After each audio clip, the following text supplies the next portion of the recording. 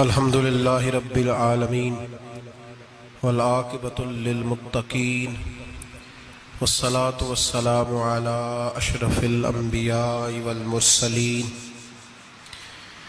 وعلی آلہ وصحبہ اجمعین اما بعد اعوذ باللہ من الشیطان الرجیم بسم اللہ الرحمن الرحیم ما كان محمد ابا احد من رجالكم ولكن رسول الله وخاتم النبيين وكان الله بكل شيء عليما صدق الله العظيم وصدق رسوله النبي الكريم ونحن على ذلك لمن الشاهدين والشاكرين والحمد لله رب العالمين ان اللہ وملائکتہ یصلون علی النبی یا ایہا الذین آمنوا صلوا علیہ وسلموا تسلیما الصلاة والسلام علیک یا سید یا نبی اللہ وعلی آلک واصحابک یا سید یا نور اللہ اللہم صلی علی سیدنا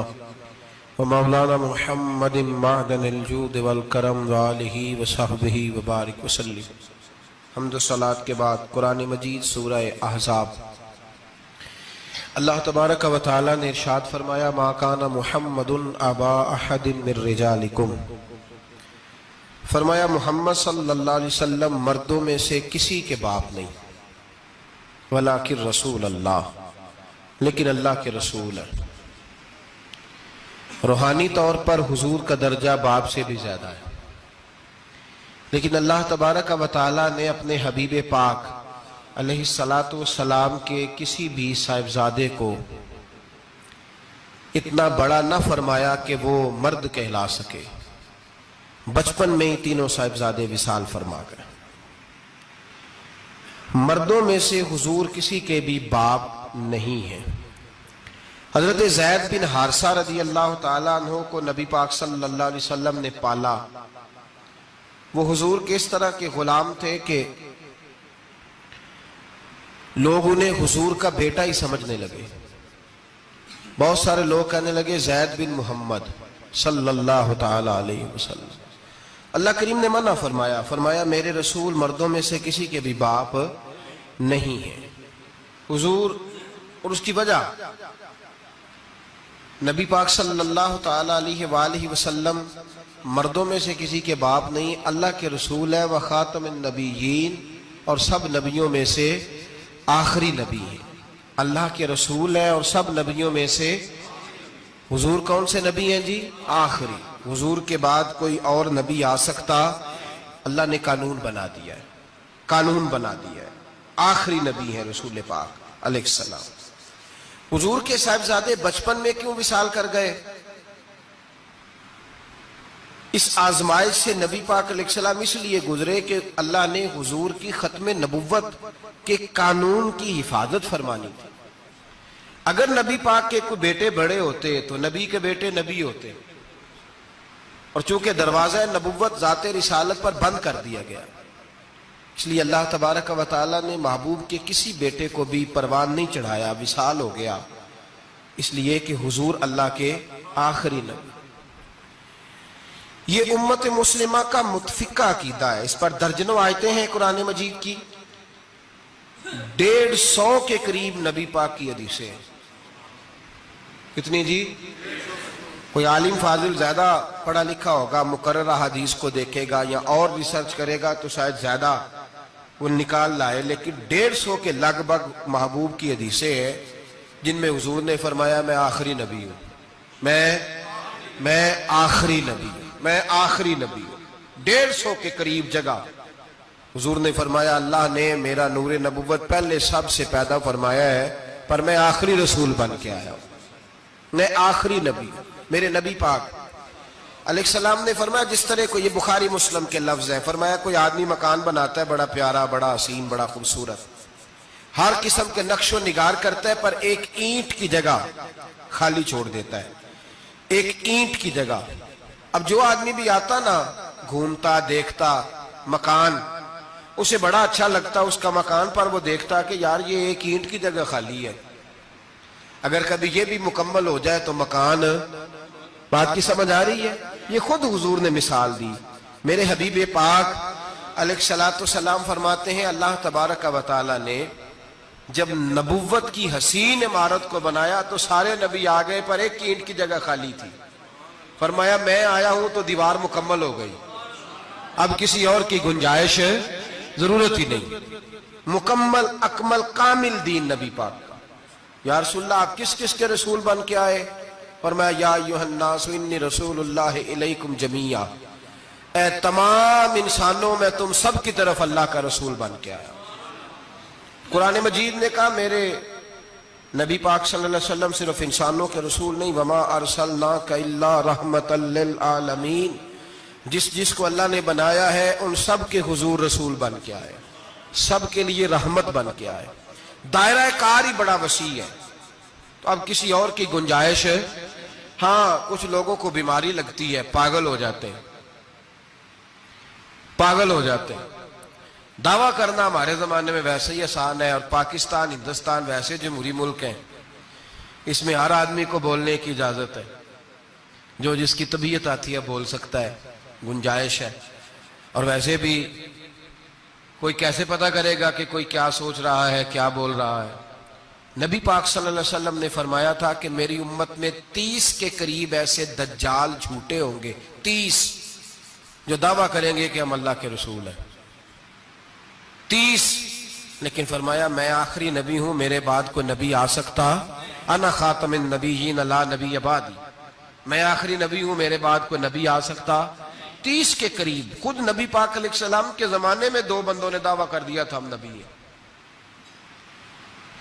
بہت سارے لوگوں نے دعویٰ کیا، اور 1 2 4 نہیں، ابھی چند مہینے پہلے ایک بندے کو پھر دورہ پڑا تھا، بعد میں اس کا معلومات کی تو پتہ چلا نفسیاتی مریض ہے بیچارہ، وہ بھی کہتا تھا میرے پاس وحی آتی ہے۔ بہت سارے لوگوں نے، لیکن ایک بندے نے ذرا منظم ہو کے دعویٰ کیا،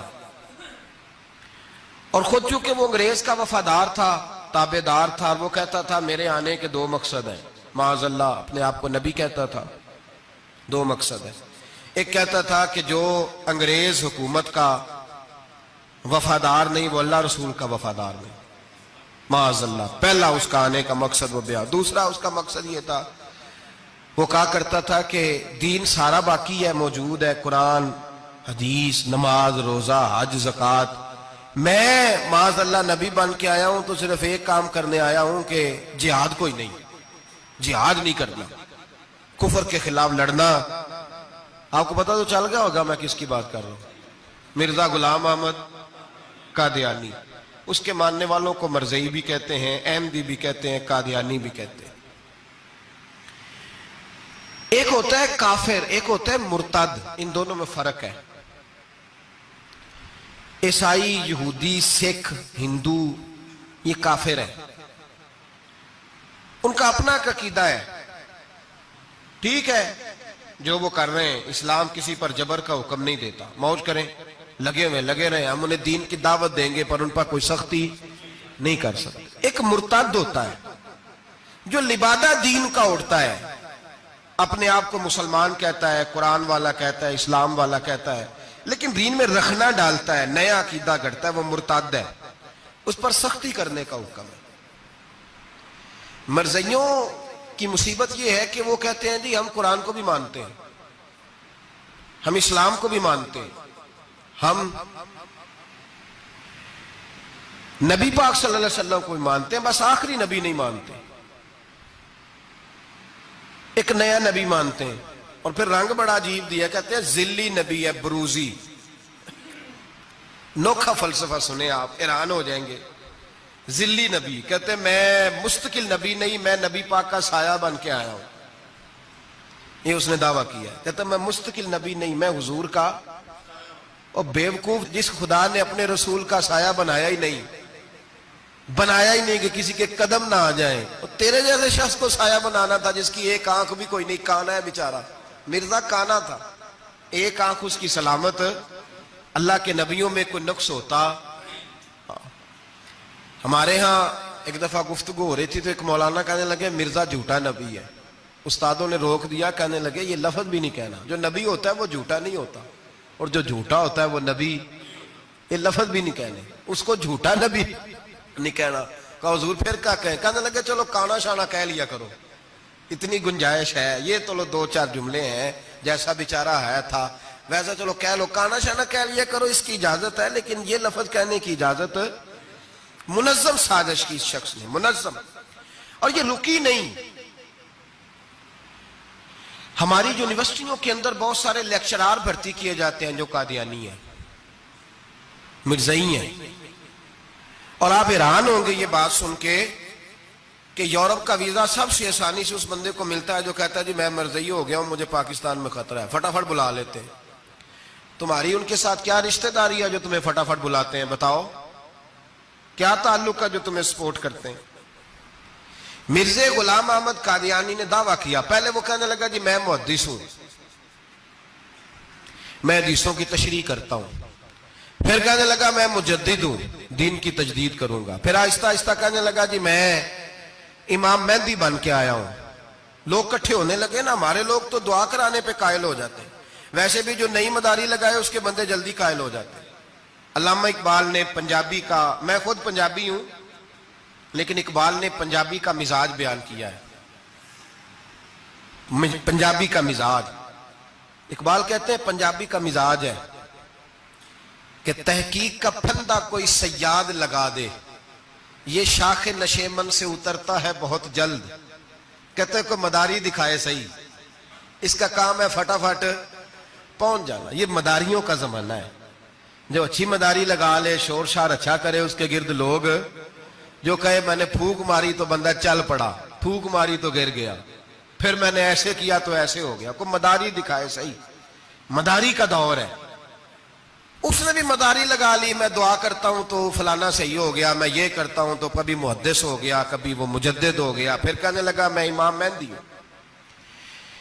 پھر اس نے تھوڑی ترقی کر لی تو کہنے لگا میں مسیح موعود ہوں، وہ جو حضرت عیسیٰ علیہ السلام نے دوبارہ پیدا ہونا تھا تو لہذا میں آ گیا ہوں، معاذ اللہ.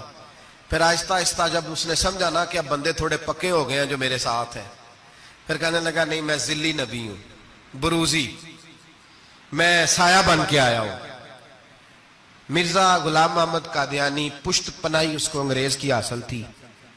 کسی شخصی جب حکومتیں سپورٹ کرتی ہیں پھر اس کا آگے بڑھنا بڑا آسان ہو جاتا ہے. اس کی انگریز نے مکمل پشت پناہی کی. اپنے بچوں کو سمجھائیں جو بات عرض کر رہا ہوں. ہمارے اپنے شہروں میں جو معروف سکول ہیں ان کے اندر ایسے ٹیچر بھرتی ہونے لگے ہیں جو قادیانی اور مرزائی ہیں، جو گندے نظریات کے حامل لوگ، جو طرح طرح کی، آپ کو نہیں پتا، ہمیں تو شوق ہی بڑا ہے نا بچہ ایف ایس سی کرے صحیح، جائے جدھر مرضی، بی ایس سی کرے بس وہ، اور بڑی جلدی لوگ مائل اور قائل ہوتے ہیں. ایک صاحب مجھے کہنے لگے جی اب تو سائنس بھی ماننے لگی ہے اسلام کی ساری باتوں کو. تو میں کیا مانے چاہے نہ مانے، سائنس کے ماننے سے کوئی فرق پڑتا؟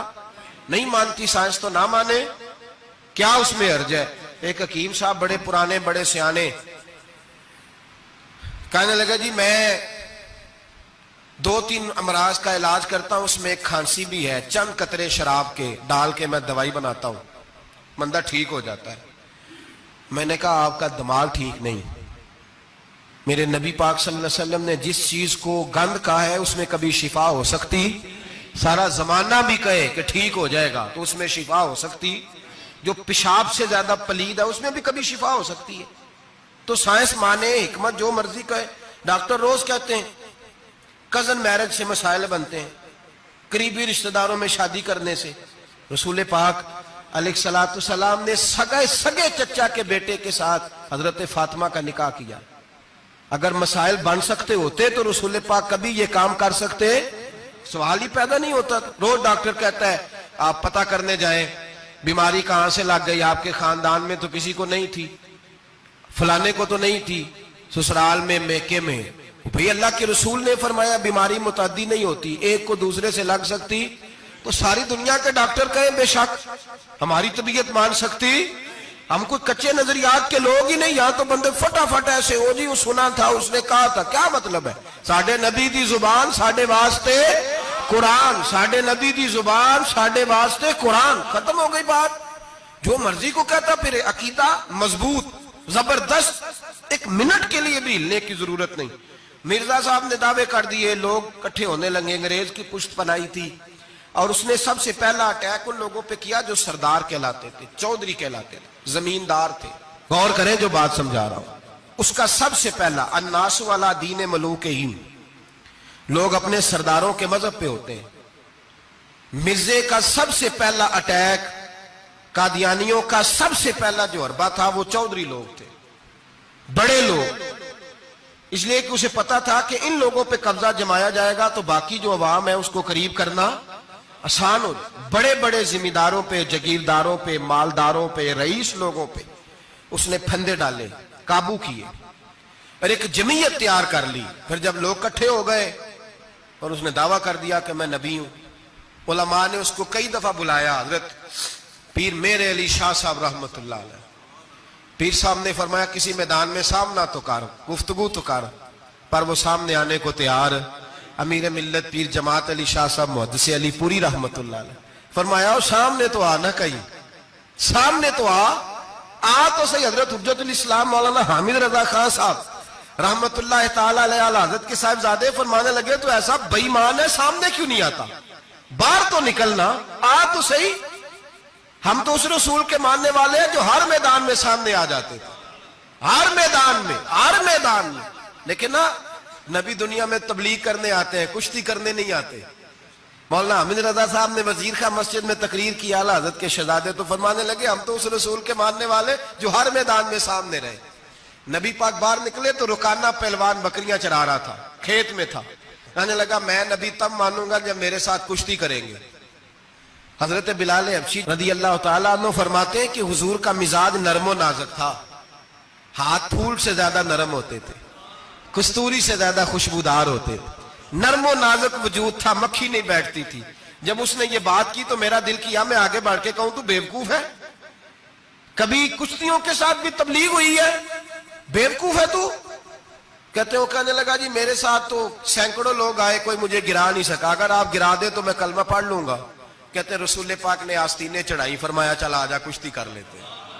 تو صحیح میدان میں نکل، میرے رسول پاک نے آستین چڑھائی، تامت مبارک کو سمیٹا، فرمایا چل آجا. ہر میدان میں رسول پاک تشریف لائے، نبی پاک سامنے ہوئے، حضور نے اس کو داؤ لگانے کا موقع دیا.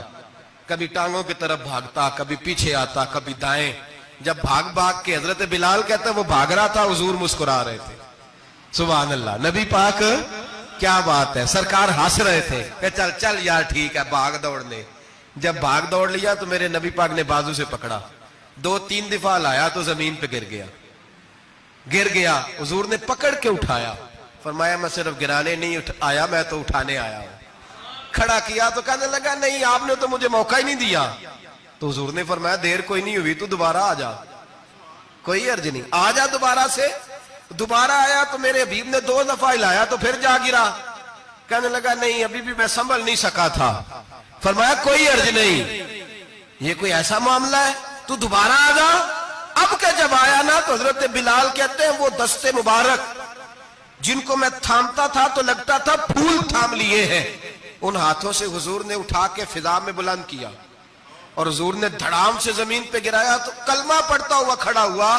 کہنے لگا اے محبوبہ جو تیرے ہاتھ میں طاقت ہے وہ تیری نہیں، وہ خدائی طاقت ہے، وہ خدائی طاقت ہے، خدائی. میرے رسول پاک علیہ السلام ہر میدان میں، علماء نے کہا تو نکل تو صحیح، پر کبھی باہر نکلا. فوت کہاں ہوا تھا پتا تھا آپ کو؟ فوت کہاں ہوا تھا جی؟ چلو مینوں تے دسن دی لوڑ ہی نہیں، تہاں تے سارا پتا ہوتا. باتھ روم میں مرا، وہ باتھ روم میں. اور آج تک لوگ باز نہیں آئے، ان کی عبادت گاہیں ہیں، بڑے چکر ہیں. اب ایک نیا بہانہ میں سنتا ہوں، نیا بہانہ. کہتے ہیں جی پاکستان کی اسمبلی نے انہیں کافر کہا ہے. اسمبلی وزیر اعظم صاحب شیخ الحدیث ہے آپ کے، اسمبلی میں جو لوگ بیٹھتے ہیں شیخ، ان کا کیا کفر اسلام سے، کیا وہ کسی کو کہیں گے بیچارے؟ سورت اخلاص تو ہمارے وزیر داخلہ اور وزیر خارجہ نہیں سنا سکتے، یہ حال ہے. بہت بڑے بڑے بیرسٹر کہلانے والوں کو سورت اخلاص نہیں آتی، انہوں نے کسی کو کافر مسلمان کیا کہنا ہے؟ اسمبلی کا مسئلہ نہیں ہے. امت مسلمہ کے علماء محدثین محققین کا متفقہ فیصلہ ہے کہ مرزائی کل بھی کافر تھے، آج بھی، قیامت تک. کافر اور بدترین کافر ہے، ہلکے پھلکے کافر بھی نہیں، سپرلیٹر ڈگری ہے، زبردست قسم کے کافر ہے، چھوٹے موٹے بھی نہیں، آخری درجے کے بدترین مشرک ہیں جی۔ ہم لوگوں کی اپنی موج ہے جمہوری، اور نہیں جی نہیں نرمی کرنی چاہیے، نہیں جی نہیں نرمی کرنی۔ ایک پارٹی والا دوسرے پہ سختی کر رہا ہے، مذہب کے معاملے میں سارے اس نے اخلاق کے قائل ہیں، سب اخلاق کے قائل ہیں، نرمی کرو ٹھیک ہے، سب کو کہو چلو ٹھیک ہے گلی برابر کی ہے، ووٹ برابر کے لے لو، وہاں کہتے ہیں نہ دیے تو لڑائی بھی ہوگی، ناراضگی بھی ہوگی، جھگڑا بھی ہوگا، یہ بھی ہوگا۔ دنیا داری کے معاملے میں سختی اور دین کے معاملے میں ایسا نہ کرو۔ وہ بدترین مشرکین ہیں، انہوں نے ایسے ایسے ظلم کیے۔ وہ تو کہتے ہیں جو ہمارے پیچھے نماز، مرزا تو یہ کہتا تھا جو مجھے نہیں نہ مانتے وہ سارے شیطان کے پیروکار ہیں، تو سب کو شیطان کہہ رہا ہے، تو نرمی کر رہا ہے۔ اور پھر اس کی کرامتیں بڑی عجیب تھیں، فرشتہ آتا تھا وہی لے کے، اس کا نام تھا ٹیچی ٹیچی، اپنی کتاب میں لکھا ہے، نام کیا ہے؟ نبی پاک صلی اللہ علیہ وسلم نے فرمایا کہ جناب عائشہ کے ساتھ میرا نکاح اللہ نے آسمانوں پہ کیا ہے۔ اس نے حدیث پڑھ لی تو سویرے اٹھی اس نے بھی ایک فتویٰ دیا، ایک بی بی تھی نام تھا محمدی بیگم، کہنے لگا میرا بھی اس کے ساتھ آسمانوں پہ نکاح ہو گیا ہے۔ پھر ساری زندگی محمدی بیگم کی منتیں ہی کرتا رہا، اس نے کہا میں نے نہیں کرنا تیرے بے ایمان کے ساتھ نکاح۔ کیسا آسمانوں پہ نکاح ہوا تھا، پھر زمین پہ ہو سکا؟ ایسا بدبخت آدمی، ایسا بدبخت۔ اور اس کو جو خوابیں آتی تھی بڑی نرالی تھی۔ 15 روپے کا ملازم تھا، وہ ماہانہ 15 روپے ملتے تھے، سیالکوٹ میں ملازمت کرتا تھا۔ جب یہ اس نے ڈھونگ اور ڈرامہ رچایا تو موجیں لگ گئی۔ میں نے کہا کہ مداری کوئی بھی کرے تو لوگ کٹھے ہو جاتے ہیں، سیدھی سیدھی بات، صاف ستھری بات تو اتنی جلدی ہضم ہی نہیں نہ ہوتی لوگوں کو۔ تو اس نے جب وہ کہتا ہے مجھے خواب آئی ہے، خواب کیا آئی ہے؟ کہتا وہ میرے پاس کوئی آنے والا آیا تو مجھے ہزاروں روپے دے گیا ہے۔ جب بھی اس کو خواب آئی کوئی ہزاروں روپے کی آئی، دولت کی آئی۔ ملا رومی نے بڑی پیاری بات لکھی ہے۔ ملا رومی کہتے ہیں کہ ایک بادشاہ تھا تو اس کے زمانے میں ایک بندے نے نا نبوت کا دعویٰ کر دیا، اس نے کہا میں بھی نبی ہوں، معاذ اللہ ثم معاذ اللہ۔ بادشاہ بڑا سمجھدار تھا، سیانا بندہ تھا، اس نے کہا اس کا پس منظر تو پتہ کرو، کوئی پاگل تو نہیں، کوئی گھر میں جھگڑا تو نہیں رہتا، اس کا بھوک کا ستایا ہوا تو نہیں، کیونکہ اس طرح کے بندے مختلف دعوے کرتے پھرتے ہیں۔ پتہ کیا، معلومات کی، تو لوگوں نے آ کے بادشاہ کو بتایا کہ نا کچھ نہیں نا تو 15 دن اس کو روٹی نہیں ملتی بیچارے کو، بڑے کاروبار کی ہے، چمکا کوئی نہیں۔ تو اس نے کہا چلو یہ والا کام کرتے ہیں، مشہور تو ہو جائیں گے نا، بدنام جو ہوں گے تو کیا نام نہ ہوگا۔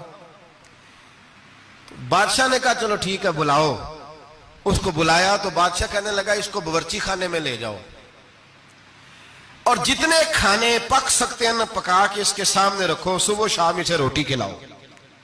15 دن نہ 2 ہفتے بڑا خوب کھانا کھلایا اس کو، زبردست اچھی طرح سے سیر ہو کے روٹی کھلائی۔ تو ملا رومی کہتے ہیں 15ویں دن باہر نکالا، بادشاہ کے سامنے پیش کیا تو بادشاہ کہنے لگا او معاذ اللہ دعویٰ کرنے والے کہ میں نبی ہوں، کوئی نیا پیغام آیا تیرے پاس کہ نہیں، کوئی نیا الہام، کوئی نیا پیغام؟ کہنے لگا جی بالکل آیا ہے۔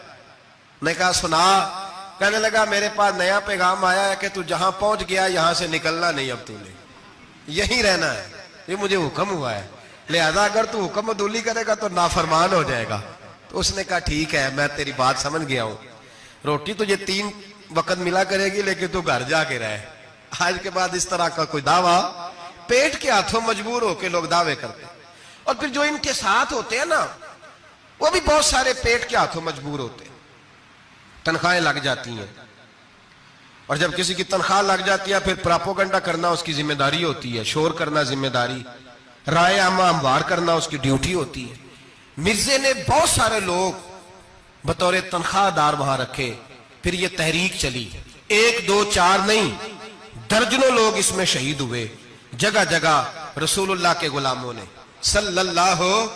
اور بڑی ذمہ داری سے بات کہہ رہا ہوں، بڑی ذمہ داری سے، دین کی کوئی تحریک چلتی ہے تو نہ سیاستدان نکلتا ہے، نہ جاگیردار، نہ سیاستدان، نہ وڈیرا، نہ کوئی اور، الا ماشاءاللہ۔ دین کی تحریک چلتی ہے تو نہ یہ لاکھ روپیہ لینے والے نعت خواں باہر نکلتے ہیں، نہ جو بڑی گدیوں پہ جدی پشتی پیر بیٹھے ہیں وہ باہر آتے ہیں، وہ علماء اور مشائخ جن کا دین سے رشتہ ہے۔ اگر پیر جماعت علی شاہ صاحب نکلے تو خالی پیر نہیں تھے، عالم دین بھی تھے۔ اگر پیر میرے علی شاہ صاحب نکلے تو خالی پیر نہیں، بہت بڑے عالم تھے. حجت الاسلام نکلے تو خالی پیر نہیں، عالم تھے. یہ علماء نکلتے ہیں مار کھاتے ہیں. ایک عالم نے مار نہیں کھائی، دو نے نہیں کھائی، درجنوں نے کھائی، ہزاروں اور سینکڑوں نے کھائی. علماء نے قربانیاں دی، جیلوں میں بند ہوئے. علامہ محمود رضوی صاحب رحمت اللہ تعالی علیہ کو پکڑ کے لاہور کے قلعے میں بند کیا گیا، اور انگریز نے اس قدر سخت سزا دی کہ علامہ کو باندھ کے ختم نبوت کی تحریک چلانے کے جرم میں الٹا لٹکا کے تو نیچے توڑی ڈال کے اور چیزیں ڈال کے دھواں جلا دیا گیا. ان کے ناک میں دھواں جاتا تھا، ساری زندگی دمے کے مریض رہے، 2-3 باتیں بھی کھول کے نہیں کر پاتے تھے. اس قدر زیادہ اذیت دی گئی علماء کو، اس قدر زیادہ. علامہ عبدالحمد بدایونی رحمت اللہ تعالی علیہ فرماتے ہیں کاٹنے والے جانور ہماری شلواروں میں ڈال کے نیچے سے باندھ دیا جاتا تھا. کہا جاتا تھا اب ختم نبوت کی بات کرو، لیکن کوئی شخص بھی ایک منٹ کے لیے بھی پیچھے ہٹنے کو تیار. قربانیاں دے کر قربانیاں ان بے ایمانوں کو کافر قرار دلوایا. اور پھر بطلِ حریت امام وقت حضرت علامہ شاہ احمد نورانی رحمت اللہ علیہ اور مولانا عبدالستار خان نیازی کو سزائے موت کا حکم ہوا. مولانا ابو الاسناد اعلیٰ حضرت کے خلیفہ تھے، ان کے صاحبزادے سید خلیل احمد صاحب رحمت اللہ تعالی علیہ کو سزائے موت کا حکم ہوا کہ مرزائیوں کے خلاف انہوں نے علم بلند کیا. وہ تو پاکستان بنا. پھر جدوجہد شروع ہوئی، پھر زور ہوا. پھر علامہ نورانی رحمت اللہ علیہ کی قیادت میں پورے زور اور شور کے ساتھ تحریک چلی. آخر مجبور ہوئے اس دور کے وزیر اعظم بھٹو صاحب مجبور ہو گئے اور کہا ٹھیک ہے سویرے میں مرزے کے پوتے کو بلاتا ہوں، آپ اسمبلی میں بیٹھ کے بات کریں، ان سے گفتگو کریں. اگر ہم قومی اسمبلی کے ممبران نے دیکھا واقعی جھوٹا ہے تو ہم انہیں اقلیت قرار دے دیں گے. علامہ نورانی حضرت ابو بکر صدیق کی اولاد تھے اور میرے اعلیٰ حضرت فاضل بریلوی رحمت اللہ علیہ کے خلیفہ کے بیٹے تھے، اور خود حضور مفتی اعظم ہند رحمت اللہ علیہ کے مرید تھے. حضرت علامہ نورانی ساری زندگی ایسا لباس پہنتے تھے کہ اس کے اندر سلوٹ نظر نہیں آتی تھی. امامہ اتنا حسین ہوتا تھا کہ دیکھنے کو دل کرتا تھا، اور گاڑی میں بہترین میں بیٹھتے تھے. لیکن مکان ساری زندگی کرائے کا رہا، کرائے کا. لوگ کہتے ہیں ملنے جاتے تھے، سیڑھیوں سے اترتے تھے تو علامہ نورانی سیڑھیوں پہ بٹھا لیتے تھے، کہتے 2 ہی کمرے ہیں اور میں آپ کو بٹھا نہیں سکتا، گھر میں جگہ نہیں. تو کہا حضرت آپ اجلے تو بڑے نظر آتے ہیں. تو آپ فرماتے لباس دنیا کو دکھانے کے لیے پہنا ہے، اور باقی تو سارا میرا معاملہ خدا رسول کے ساتھ ہے. میں جانوں اللہ رسول جانے. میں بھکاری بن کے نہیں جینا چاہتا، خودداری کے ساتھ وقت گزارنا چاہتا ہوں. علامہ نورانی کہتے ہیں جس رات صبح اسمبلی میں مناظرہ ہونا تھا تو میں سوچنے لگا آج رات کیا کروں. تو پھر مجھے خیال آیا میں نے وہی کرنا ہے جو بدر کی رات میرے مصطفیٰ نے کیا تھا. ساری رات میں مصلے پہ بیٹھا رہا. کہتے ہیں بس اونگ لگی تو بات بن گئی، آنکھ لگی تو بات بن گئی. کہتے ہیں سحری کا وقت ہوا تو دستک ہوئی دروازے پہ. 2-3 نادان دوست کہنے لگے آپ ہمارے گھر آئے. فرماتے ہیں میں ان کے گھر گیا. جب ان کے گھر پہنچا تو وہاں مرزئی اور قادیانی 10 کروڑ روپیہ بریف کیس میں بند کر کے لائے اور کہنے لگے مولانا یہ بیانہ ہے، بیانہ، یہ آپ بیانہ پکڑ لیں، اور باقی پیسے بعد میں. سنا ہے مکان بھی کرائے کا ہے، سنا ہے آپ کے پاس کوئی پراپرٹی نہیں، یہ بیانہ لے لیں باقی بعد میں آئے گا. علامہ نورانی کہتے ہیں میں نے جب پیر کی ٹھوکر لگائی تو بریف کیس کھل گیا اور اس میں کروڑوں روپے بکھر گئے. مجھے کہنے لگے پیسے دیکھ کے تو آپ کو خیال آ گیا ہوگا کہ بچوں کے لیے بھی کچھ سوچنا ہے، پیچھے بھی پلٹ کے دیکھنا ہے. تو نورانی صاحب رحمت اللہ علیہ فرمانے لگے میں نے کہا ہاں میں وصول تو کر لیتا پر تم نے قیمت بڑی تھوڑی لگائی ہے. ایمان بیچنا اتنی تھوڑی قیمت، میری تو رات زیادہ قیمت لگ گئی ہے، بڑی زیادہ قیمت، میں تو بک گیا ہوں پہلے سے. کہنے لگے آپ کی کیا قیمت لگی ہے؟ فرمانے لگے رات میں درود پڑھتے پڑھتے سویا ہوں تو مدینے والے رسول کا دیدار نصیب ہوا ہے، اور نبی پاک نے تھپکی دے کے کہا فکر نہ کرنا میں تیرے ساتھ ہوں. تو کہنے لگے جس کی قیمت محمد عربی لگائے کوئی اسے خرید سکتا ہے؟ سویرے میدان لگے گا اسمبلی میں اور میں اسمبلی کے فلور پہ ثابت کروں گا تم کل بھی بے ایمان تھے، آج بھی بے ایمان ہو، قیامت تک تم بے ایمان ہی رہو گے. جتنا مرضی پڑھ جاؤ، لکھ جاؤ، جتنی مرضی بڑی عبادت گاہیں بنا لو، جتنا مرضی شور کر لو، اور جتنے مرضی کینیڈا اور امریکہ تمہارا ساتھ دے لے، ہمارے رسول آخری نبی ہے، حضور آخری نبی ہے، یہ امت کا متفقہ عقیدہ ہے، اس میں کسی کو رکھنا ڈالنے کی اجازت۔ آپ فرماتے ہیں سویرے وہ آیا، بڑے زور سے آیا، کبھی انگریزی بولتا، کبھی کوئی بولی بولتا، لیکن احمد رضا کے دروازے کا ایک فقیر ایک بات ہی کرتا، وہ رضا کے نیزے کی مار ہے کہ عدو کے سینے میں غار ہے، کسے چارہ جوئی کا وار ہے کہ جو وار وار سے پار۔ کہتے ایک اور مولوی صاحب بھی آئے میرے ساتھ مناظرہ کرنے، ان کی اپنی کتاب سے نکل آیا کہ نبی پاک کے بعد آخری کوئی اور نبی آ جائے تو فرق نہیں پڑتا، اپنی کتاب سے، ان کے دارالعلوم بانی، دارالعلوم بنانے والے کی کتاب سے نکل آیا۔ تو مولوی وہ مرزا کہنے لگا تم نے بھی تو لکھا ہے، ہم نے کہا یہ بھی بے ایمان ہے، اعلیٰ حضرت کہہ چکے ہیں یہ کافر ہے، یہ بھی تمہاری طرح کا ہی ہے ظالم، لہذا اس کی بات کا کوئی اعتبار نہیں ہے، کافر قرار دے دیا گیا۔ کفر تو ہو گیا، اقلیت تو ہو گئی، لیکن وہ آج تک اپنی حرکتوں سے باز۔ ہمارے بچوں کو پتہ ہی نہیں یہ کتنے غلط ہیں، ہمیں خبر ہی نہیں کہ یہ کتنے برے ہیں۔ بھائی ایک صاحب سے میری ایک دفعہ بات ہوئی، چودھری صاحب تھے، گفتگو ہوئی تو کہنے لگے جی ختم نبوت نہیں مانتے تو ختم ہو گیا مسئلہ، اللہ ناراض ہو جائے گا، ختم نبوت نہیں مانتے تو اللہ ناراض ہو جائے گا۔ میں نے کہا جناب کے کتنے بچے ہیں؟ کہنے لگے 4، زمین کتنی؟ 20 کلے، کتنے آئے بولیے؟ تو میں نے کہا ایک نیا بندہ آ کے کھڑا ہو جائے کہ میں بھی آپ کا بیٹا ہوں، تو آپ راضی ہیں؟ مثال دے رہا ہوں سمجھانے کے لیے، بلا مثال و بلا تشبیہ، آپ راضی ہو جائیں گے؟ بولے نہیں تو چپ کر کے آخنا چل کوئی نہیں، 4 بھی بن رہے تھے 5 بھی بن لینے، ہو جائے گا ایسا؟ عجیب بندے ہو، جو کام جو تمہارا بیٹا نہیں، جب تم اسے بیٹا ماننے کو تیار نہیں تو جو اللہ کا نبی نہیں، وہ میدان میں کھڑا ہو کہ میں بھی ہوں، تو یہ کس طرح قابل قبول بات ہے؟ اور ایک بھائی سگے بھائی کو جائیداد دینے کو تیار نہیں تو ایک اور آ کے شامل ہو جائے کہ مجھے بھی شامل کر لو، چلو کوئی نہیں فرق پڑتا، اتنی زمین ہے ابے کی، اتنی زمین ہے ابا جی کی، مجھے بھی شامل کر لو، تو لوگ تو قتل کر دیں گے کہ جب تو ہے نہیں تو ہمارا بھائی بنتا کیوں ہے؟ او خدا کے بندے، عجیب فلسفہ حیات ہے، عجیب زندگی ہے، فٹافٹ لوگ مان لیتے ہیں۔ سب لوگوں نے اپنی اپنی باتیں کی، سب نے اپنے اپنے دلائل دیے ختم نبوت پہ، ضرورت ہی نہیں تھی، جب حضور کہہ گئے، جو بن سکتے تھے ان کو نبی پاک کہہ گئے، جو بن سکتے تھے جن میں صلاحیتیں تھی، حضور نے فرمایا علی تو میرے لیے اسی طرح ہے جس طرح موسیٰ کے لیے ہارون تھے، لیکن موسیٰ کے بھائی ہارون بھی نبی تھے، پر میرے بعد کو نبی ہو سکتا تو ہو اسی طرح جس طرح موسیٰ کے لیے ہارون، جن کے اندر خوبیاں پائی جاتی تھی۔ فرمایا ابو بکر میری ساری امت سے افضل ہے پر نبی نہیں ہے۔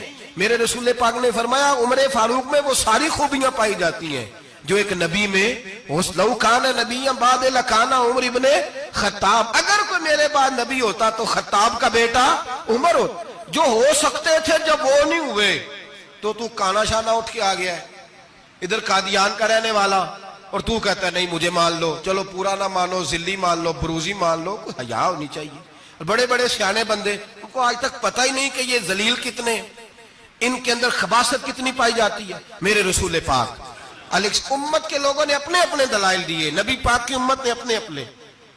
حضرت میاں محمد بخش صاحب رحمت اللہ علیہ ختم نبوت پہ بات کرنے لگے تو انہوں نے انوکھی بات ہی کر دی، انوکھی بات۔ ایک شخص ان سے کہنے لگا چل کے دیکھو تو صحیح، ملے تو صحیح۔ آپ فرمانے لگے دفع کرو، جنہ اندر عشق ہے رچیا اونا نہیں پج جانا، پاویں سونے ملن ہزارہ آسانی یار بٹاؤنا۔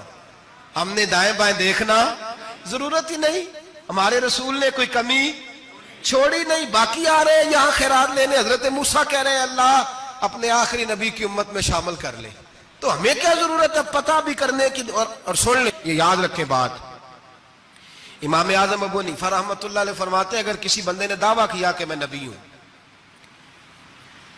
دعویٰ کیا کہ میں نبی ہوں، اور سامنے والے نے اسے یہی کہہ دیا نا کہ اگر تو نبی ہے تو معجزہ دکھا، تو یہ کہنے والا بھی کافر ہو گیا، اس لیے کہ اس نے تو دلیل مانگ لیا، یہ تو تھوڑا سا متفق ہوا ہے۔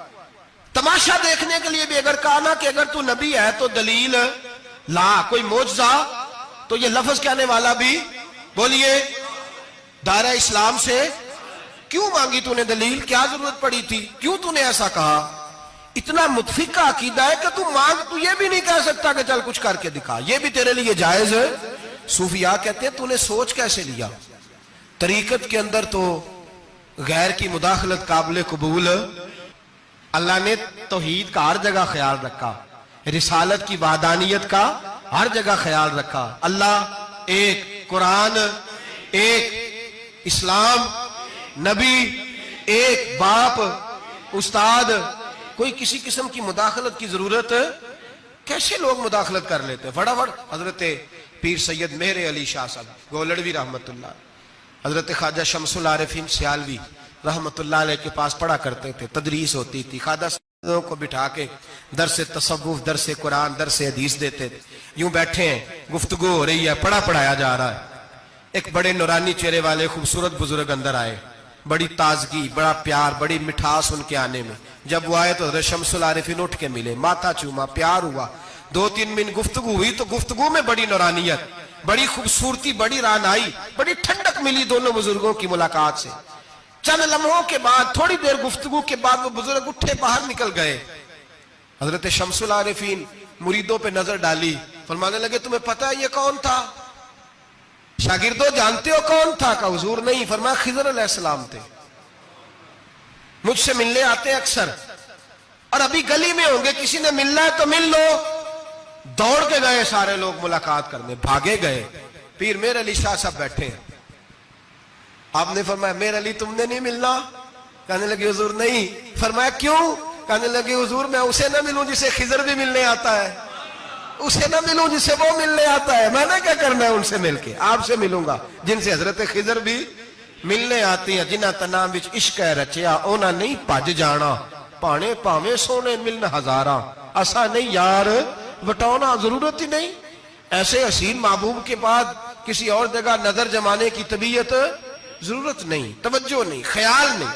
جس نے یہ پوچھ بھی لیا کہ تو بتا، کوئی معجزہ دکھا، وہ بھی دائرہ اسلام سے نبی پاک صلی اللہ علیہ وسلم کے زمانے میں حضور نے خود فرمایا تھا 30 کے قریب لوگ ہوں گے جو دعویٰ کریں گے ہم نبی ہیں۔ فرمایا دجال ہوں گے، کذاب ہوں گے جو دعویٰ کریں گے۔ ایک بندے نے تو حضور کی ظاہری حیات میں دعویٰ کر دیا، مسلمہ اس کا نام تھا، 150 سال کے قریب عمر پائی اس نے، اور بہت سارے اس کے ماننے والے اسی لیے ماننے لگے کہ عمر بڑی لمبی ہے۔ معاذ اللہ تعالیٰ، لوگوں کا اپنا اپنا مزاج ہے نا، ماننے کا اپنا اپنا مزاج ہے۔ ایک اس سے کانا آدمی دعا کرانے آیا، ایک آنکھ سے کانا تھا، اس نے دعا کرائی تو دونوں آنکھوں سے اندھا ہو گیا، دونوں آنکھوں سے۔ اللہ نے اسے سزا دی تو ایک ماننے والا کہنے لگا فٹافٹ مان جاؤ، ورنہ جو اس کی نہ مانے پورا اندھا ہو جاتا ہے۔ ماننے والوں کا اپنا انداز ہے نا۔ ایک لنگڑا آیا، ایک ٹانگ سے لنگڑا کے چلتا تھا، مسلمہ سے دعا کرانے آیا تو دوسری بھی ضائع ہو گئی، یہ اس کا حال تھا۔ پر ماننے والوں کا کیا کیا جائے؟ ماننے والے جس کو مرضی ماننے لگتے ہیں، نفسیاتی طور پر لوگ کمزور ہو جاتے ہیں۔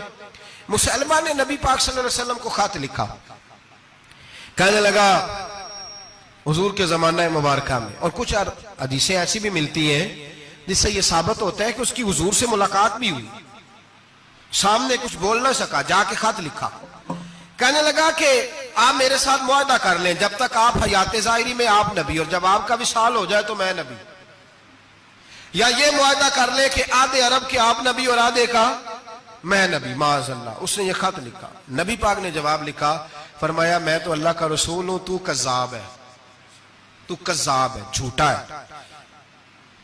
لوگ ایک اور بھی، میں ایک دن آرٹیکل پڑھ رہا تھا، کہنے لگے جی مرزے کے اب بڑے ماننے والے ہیں، اس کو کذاب نہیں کہنا چاہیے، ان کو دکھ ہوتا ہے، جو جھوٹ بولے اسے جھوٹا نہیں کہنا چاہیے۔ تو تھی بول دے کیوں نہیں؟ تو اڈا کی پروگرام ہے، کہنا چاہیے کہ نہیں کہنا چاہیے؟ یہ ثواب ہوگا، اس لیے کہ جو نبوت کا دوچا دعویٰ کرے اس کو نبی پاک نے جھوٹا کہا ہے۔ حضور نے فرمایا تو کذاب ہے، کیا کہا ہے؟ تو آنے ثواب ہوئے گا، آنکھو گے تھے، کیا کہا ہے؟ کذاب۔ تو اس کو کذاب کہنا نبی پاک کی کیا کیے نا، پھر جی وہ منن والے تکلیف ہوندی تو میں کہا پئی ہوئے، وہ کذاب ہے، لہذا ہمیشہ کذاب ہی رہے گا۔ جب حضور نے کہا ہے جو دعویٰ کرے نبوت کا وہ کیا ہے، تو لہذا کذاب ہی رہے گا۔